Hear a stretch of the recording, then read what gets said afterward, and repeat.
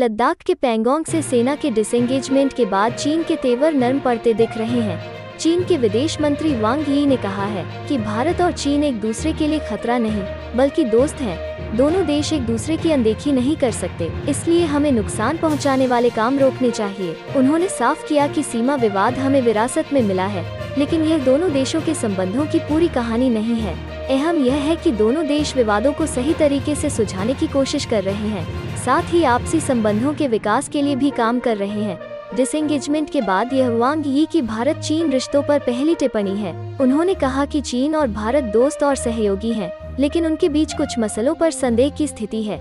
इस स्थिति से उबरकर दोनों देशों को देखना है कि वे अपने संबंधों को किस तरह से आगे बढ़ा सकते हैं और द्विपक्षीय संबंधों को और मजबूत बना सकते हैं। हालांकि उन्होंने दोनों देशों के बीच 10 दौर की सैन्य स्तर की बातचीत के बाद पूर्वी लद्दाख में पैंगोंग झील के उत्तरी और दक्षिणी तटों से सैनिकों के पीछे हटने पर कुछ नहीं कहा। दोनों देशों की सेनाओं ने पूर्वी लद्दाख में कई महीने तक जारी गतिरोध के बाद उत्तरी और दक्षिणी पैंगोंग क्षेत्र से अपने सैनिकों और हथियारों को हटा लिया था। हालांकि कुछ पॉइंट्स पर अभी विवाद बना हुआ है। विदेश मंत्री एस जयशंकर और चीनी विदेश मंत्री वांग यी ने पिछले सप्ताह करीब 75 मिनट तक टेलीफोन पर बात की थी।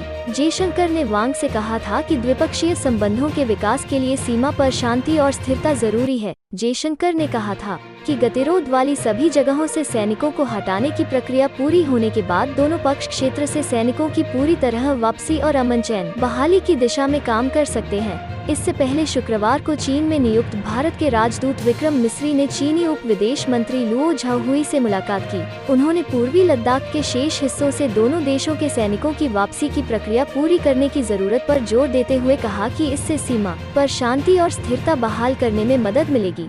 साथ ही द्विपक्षीय संबंधों में प्रगति के लिए अनुकूल माहौल भी बनेगा। दोनों देशों के सैनिकों और सैन्य साजो सामान को पैंगोंग लेक एरिया से हटाने के कुछ दिनों बाद उनकी यह मुलाकात हुई थी।